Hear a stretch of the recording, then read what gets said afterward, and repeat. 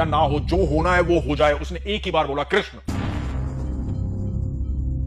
अब जब आप बेपरवाह हो जाते हैं ना सर, आपको परवाह नहीं होती जीवन में, और आप सारी प्रवाह उस पर छोड़ देते हैं, कह देते हैं कृष्ण, तो कृष्ण पल भर में वहां थे, फिर किसी की मजाल नहीं थी। फिर भगवान ने बोला था कि जिसने भी ये कृत्य देखा है और जो भी इसमें सम्मिलित है, मैं किसी को नहीं छोड़ूंगा। पहली बार भगवान क्रोधित हुए थे और पहली बार अपना रूप दिखाया था कि मैं किसी को नहीं छोड़ूंगा।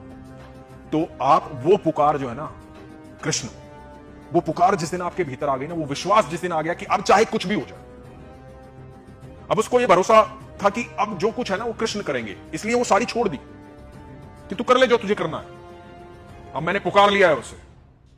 तो ये भरोसा जिस दिन आ जाता है ना सर ईश्वर पर, उस दिन आप यकीन मानना आपका बाल बाका कोई नहीं कर सकता। उसके बाद संदीपनी गुरु के आश्रम गए, पढ़ाई की, और आप सोचिए संदीपनी गुरु ने उनको क्या बोला। संदीपनी गुरु ने उनको बोला कृष्णम वंदे जगत गुरु, कि आप मुझसे शिक्षा ग्रहण करने आए हैं, परंतु जगत के गुरु तो आप हैं प्रभु। ये एहसास संदीपनी गुरु को हुआ कि ये जगत के गुरु तो भगवान श्री कृष्ण है। जो उन्होंने लीलाएं की, आप सोचो इतना प्रेम कोई किसी को कर सकता है कि वो द्वारकाधीश होते हुए, राजा होते हुए, अपने गरीब मित्र को आता हुआ देखता है, भाग करके गले लगाता है, अपने सिंहासन पर बिठाता है, जिसके चरण अनंत ब्रह्मांड धोता है, जिसके चरण अनंत ब्रह्मांड धोता है, अनंत ब्रह्मांड का हर जीव जिसके चरणों में पड़ा रहता है, वो स्वयं अपने मित्र के चरण धोता है।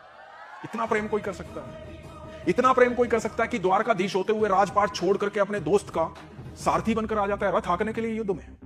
आप किसी दोस्त को बोलो कि यार यहां से पूना तक जाना है, एक रईस दोस्त को बोलो, अमीर दोस्त को, कि पूना तक जाना, तू गाड़ी ड्राइव कर लेगा? वो मना कर देगा सर आपके झगड़े में तो आएगा ही नहीं, ड्राइवर भेज दूंगा, ज्यादा ये होगा आपके झगड़े में तो आएगा ही नहीं। और वो तो द्वारकाधीश होते हुए सब छोड़कर महाभारत करने आ गए, अपने दोस्त का रथ हाँकने आ गए। इतना प्रेम सर, उन्होंने जो प्रेम किया है ना पूरे जीवन में, और जो त्याग दिया है, वो इस ब्रह्मांड में किसी ने कभी नहीं दिया। पूरा जीवन जो है ना 135 साल, वो आप देखोगे ना, पल पल, और जो मित्रता निभाई है, जो प्रेम निभाया है। लोगों की बातें सुन के उनको समझाते हो आप जी। और कैसा एक्सपीरियंस कैसा रहा है? मैंने सुना है कि काफी अच्छे एक्सपीरियंस और काफी कुछ ऐसी चीजें भी हुई है जो लोगों ने अपने जीवन के बड़े बड़े फैसले आपको सुनकर बदल दिए हैं।